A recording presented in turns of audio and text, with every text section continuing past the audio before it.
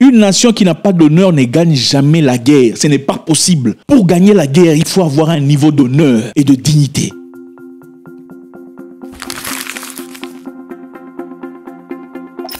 L'honneur, la fierté, la dignité sont des choses très importantes dans la vie. Toujours un grand plaisir. Aujourd'hui, on va encore toucher des points très sensibles. On revient sur une vidéo au Ghana. Faites ça pour commencer. Vous savez comment ça se passe. Abonnez-vous si ce n'est pas encore fait. Toujours avec beaucoup de plaisir. L'honneur, la dignité, la fierté, des choses très importantes, sans lesquelles vous n'êtes personne, absolument personne. L'honneur n'est pas dû à l'argent, c'est pas l'argent qui apporte l'honneur. La dignité, la fierté, c'est ça un humain. Un humain sans dignité, sans fierté, ne vaut absolument rien. On va voir ici rapidement une vidéo au Ghana, très intéressant, très pimpant, captivant, très inspirant. On y va.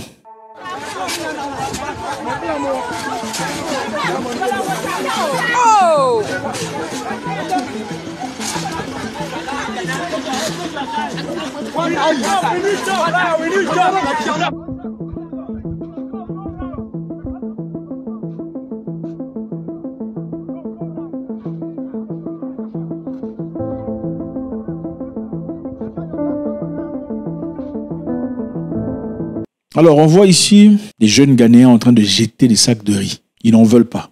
Des jeunes Ghanéens, des jeunes de votre âge, probablement, en train de jeter les sacs de riz, ils n'en veulent pas. Pourquoi? Parce que un monsieur du gouvernement, un monsieur du Parlement, un député, après être venu, il y a de cela 2 ans plus tôt, pour faire des promesses. Écoutez, vous savez comment ça se passe, hein, on va faire ça, ne vous en faites pas, on va créer des routes, on va construire des avenues, ne vous en faites pas, on va créer des écoles, tout ça. 2 ans, 3 ans plus tard, rien ne s'est passé, absolument rien. Ensuite, quand c'est les moments à peu près, vous voyez, quand c'est très près des élections, là, tout ça, ils commencent à revenir. On vous offre quoi? Des t-shirts. Dans votre pays, on donne des t-shirts. Vous battez pour le t-shirt.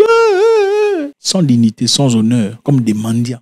Incroyable. Il vient donner des sacs de riz à une communauté qui fêtait la fête du Ramadan. Et aussi une autre communauté d'ailleurs. Espérant que c'est le point faible, hein, en ce moment-là, qu'il faut donner les sacs de riz en espérant pouvoir marquer des points pour l'élection qui suit. Ces jeunes personnes très différentes. Voilà pourquoi je dis que l'Afrique n'est pas uniforme. L'Afrique n'est pas uniforme, les gens sont différents. Et autant on le pense, autant c'est le contraire. Aussi longtemps, vous ne pouvez pas savoir ce que vous êtes dans la société si vous n'avez que pour élément de comparaison des gens comme vous ou des gens plus abrutis que vous. Les jeunes en colère de la ville de Damongo, on dit au Ghana, ont été vus en train de jeter les sacs de riz qui leur avaient été envoyés par le politicien du NPP, Samuel Abou Jinampor, qui représente leur circonscription au Parlement du pays. Les jeunes se sont également relayés pour ramener les sacs de riz dans un Hilux qui les a ramenés, tout en ordonnant aux politiciens de quitter immédiatement les environs avec les marchandises. Ils scandaient, ils criaient « Nous avons besoin d'emploi et pas de sacs de riz. Nous ne sommes pas des poulets ou des poules. » C'est ça l'honneur. L'honorable Samuel Abour Janibor, c'est qui? C'est un avocat et un homme politique ghanéen,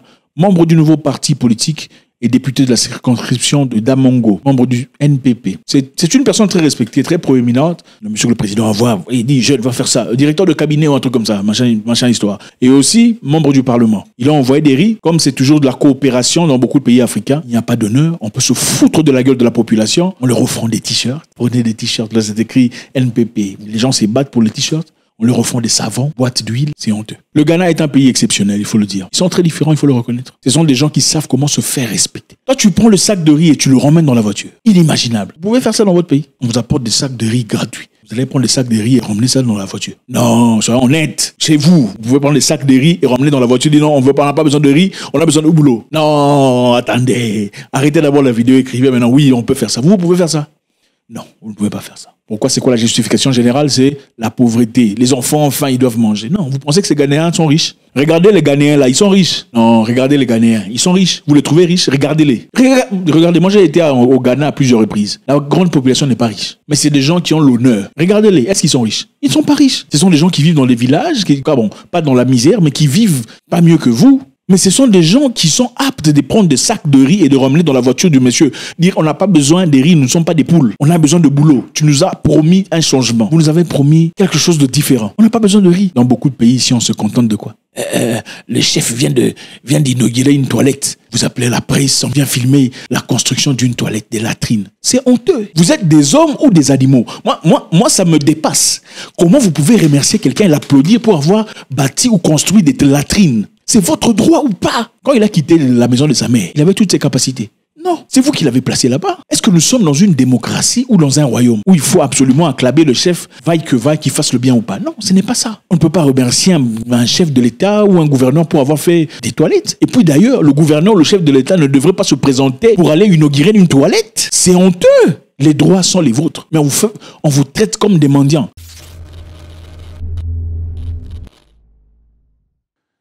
Il y a des gens qui commencent mieux en politique avec des très bonnes intentions. Mais peu après, on leur présente de l'argent. Ils oublient complètement les raisons pour lesquelles ils ont commencé traître. Vous méritez d'être terminés parce que vous êtes des lâches. Vous avez trahi la nation, trahi votre peuple, trahi vos propres paroles. C'est ça la haute trahison. Il faut qu'on vous mette là et qu'on vous termine. Comme les Japonais parlent de harakiri, ils sont des gens capables de se terminer eux-mêmes. Pourquoi? Quand il fait un truc qui n'est pas digne, il se termine lui-même. Beaucoup ici sont incapables d'assumer ses responsabilités, même d'avoir honte. Le sens de la honte n'existe pas, c'est un animal. Vous avez des bonnes intentions. Votre parti politique a commencé bien avec des très bonnes intentions. Ensuite, elle a complètement changé. Elle est devenue une bande de voleurs, des gens machiavéliques, méphistophéliques. Mais vous êtes toujours là, parce que vous attendez manger votre petite pièce.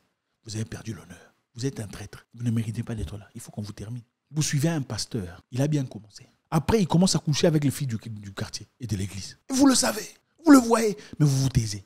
Oh, il faut protéger le pasteur. Il faut qu'on vous termine. Vous êtes un lâche. Vous n'êtes pas un homme d'honneur. Il faut mettre le pasteur à nu. Il faut mettre le pasteur à nu. Pardonnez le pasteur, mais mettez-le à nu. Pourquoi? Parce qu'il est en train de dérouter le peuple de Dieu. Oh, ça va détruire les deux. Vous êtes un lâche. Que l'église meure. Parce que cette église n'est pas de Dieu. Il y a des responsabilités que Dieu ne donne qu'à un certain groupe de personnes. Si ce pasteur n'arrive pas à assumer cette responsabilité, il n'est pas digne. Le pasteur principal meurt. Avant qu'il meure, il va impérativement mettre son fils. Pourquoi? C'est l'église de Dieu ou c'est l'église des gens? Il faut arrêter de mentir. Parmi tous ces gens qui étaient là, il n'y avait aucune personne compétente que Dieu aurait pu choisir. Seulement l'enfant. Pourquoi? Pourquoi ça ne se passe pas ailleurs? Vous allez voir dans d'autres pays, on fait venir un petit là du village. On le passe avec le chef du gouvernement et tout ça. On est en train d'acclamer. Ah, il est parti voir le chef, sa vie va changer. Quelle vie va changer? C'est comme ça qu'il faut vivre. Vous avez déjà vu dans un pays européen ou dans un pays qui se respecte, même en Afrique du Sud, un pays, je n'ai jamais vu ce genre d'histoire. Dans certains, même un pays ici en Afrique de l'Est dont je ne citerai pas, je n'ai jamais vu ce genre d'histoire. Quand on va faire des actes, il y a des départements qui sont prononcés pour faire ce genre d'histoire. Ils vont le faire dans le calme. Ce n'est pas une histoire de la nation. Les Ghanéens sont différents. Il y a très peu, je vous disais d'ailleurs ici, il y a le président du Parlement ghanéen. Il s'est opposé à ce que le président de la République a dit. Le président de la République, après avoir discuté avec Kamala Harris sur l'histoire des gens là que vous connaissez, Harris voulait encourager que le Ghana autorise les mariages de ces histoires-là, que vous comprenez. Le président ghanéen ne savait pas trop quoi dire. Nous sommes en train d'y réfléchir pendant que le Parlement... Le président du Parlement s'est levé, il a dit « Niet, ça ne se passera pas chez nous. Que le président de la République va réfléchir avec lui-même. On ne l'autorisera pas. » Est-ce que c'est faisable chez vous? Dans votre pays, est-ce que le président du Parlement peut ouvrir sa bouche et dire non à ce que le président de la République dit? Bon, est-ce qu'on peut dire que le président de la République a toujours raison dans tout ce qu'il fait? C'est un Dieu, on ne peut pas avoir tort, on ne peut pas le remettre dans l'ordre. Et le remettre dans l'ordre, est-ce que ça veut dire qu'on est nécessairement jaloux de lui, méchant ou un hater? Non, on peut ne pas aimer ce que vous faites sans nécessairement être jaloux de lui ou être tribaliste. Aussitôt qu'on remet en cause ce que le président dit, on dit qu'il ne fait pas partie du pays, c'est un étranger. Ou bien vous êtes tribaliste, c'est ça. Les Ghanéens, regardez les Ghanéens. Ils ont pris des sacs de riz, pas un seul, plusieurs. Vous allez prendre le sac de riz, même si vous n'en mangez pas, vous allez vendre, n'est-ce pas? C'est une question d'honneur, de dignité et de valeur. Je vais vous dire un secret.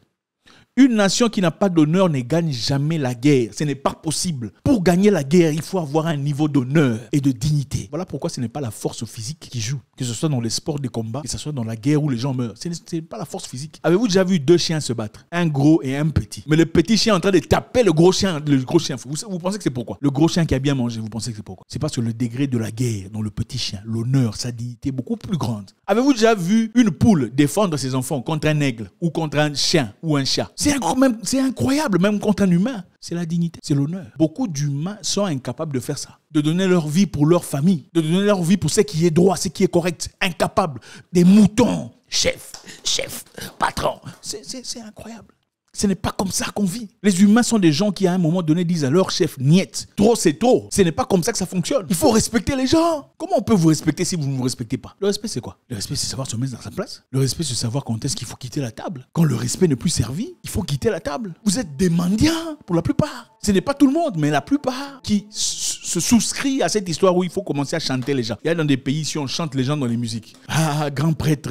Oh, patron. Comment vous pouvez chanter quelqu'un dans une musique? Seul objectif, c'est quoi? C'est de gagner de l'argent.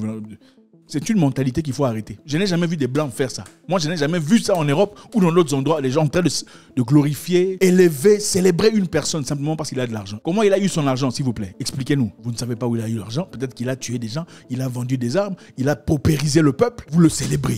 Célébrez aussi les ingénieurs, chantez aussi les physiciens, chantez aussi les gens intelligents, les savants. On ne le fait pas. Parce que la mentalité est mendiante. Les mendiants sont en chemise-cravate. Les mendiants sont bien habillés. Les mendiants sont ceux qui sont dans les grosses voitures en réalité. Parce qu'ils ont vendu leur honneur. L'honneur ne vaut absolument rien pour eux. Là, aussi longtemps qu'on mange, vous allez souffrir, mais ils vivent dans la prostitution mentale et intellectuelle. Regardez les Ghanéens. Ce sont des humains comme nous. Comme n'importe qui. Et je parle ici de l'Afrique dans son entièreté. Surtout l'Afrique francophone, qui est complètement différente de l'autre. Il faut le dire et l'admettre. Il y a des choses, il y a une ligne que vous tracez. Quand quelqu'un franchit, quelqu'un va tomber. Que ce soit les États-Unis, que ce soit la France, que ce soit la Russie, que peu importe celui qui se présente, la Chine, quelqu'un va tomber. C'est ça la dignité et l'honneur. L'honneur, c'est savoir dire non. Quand quelqu'un vient avec son argent, vous venez chercher votre fille. S'il ne correspond pas à ce que vous voulez, vous dites non. Ce n'est pas son argent qui va tout ça. Il y a des parents qui acceptent que leurs enfants partent dormir chez les gens. Parce que le monsieur qui est là-bas, c'est une personne qui a de l'argent. Où est la dignité? Où est l'honneur? Vous vendez votre honneur parce que monsieur a de l'argent. Vous n'êtes pas un humain. L'honneur, c'est refuser de travailler dans l'illicite, dans le noir, dans l'obscurité. Vendre ses valeurs pour avoir de l'argent. Félicitations encore une fois aux Ghanéens qui nous apprennent. J'espère que beaucoup ici apprendront quelque chose. L'honneur, c'est aussi savoir écouter sans nécessairement s'attaquer à celui qui donne le message. Comment est-ce que des gens, s'il y a 30 personnes, vous vous battez contre 3 personnes, 3 personnes vous tapent, vous commencez à pleurer? Ce n'est pas normal. Vous êtes à 30. Les gens qui ont l'honneur, ils disent quoi? Il va nous taper, nous tous. Moi, ça m'est déjà arrivé où j'ai intimidé quelqu'un il y a très longtemps. Très longtemps, j'étais jeune. Mais c'était un groupe de personnes. Ils ont dit, mon monsieur est très fort. Comme il est très fort, il va nous taper, nous tous. Et c'est vrai que je pouvais taper tout le monde. Mais quand ils ont dit, il va nous taper, nous tous, c'était devenu compliqué. Comment il va taper tout le monde? La seule façon une personne peut intimider 30 personnes, c'est parce que tous les 30 personnes sont des foussards, des trouillards. Aucune personne parmi eux n'a le courage de se lever et venir de l'avant. Parce que la réalité est celle-ci. Si une personne seulement se lève et avance, une autre suivra. Le problème, c'est qu'il n'y a personne pour se lever. Tout le monde est foussard, trouillard, peur. Trop peur d'être le seul qui va... Personne ne va me suivre, c'est ça. C'est parce que la lâcheté. Et pour la plupart des cas, quand la première personne se lève, c'est celui qui est derrière, qui accuse. C'est lui qui essaie de... Beaucoup sont nés avant leur temps. Que la conscience revienne. God bless.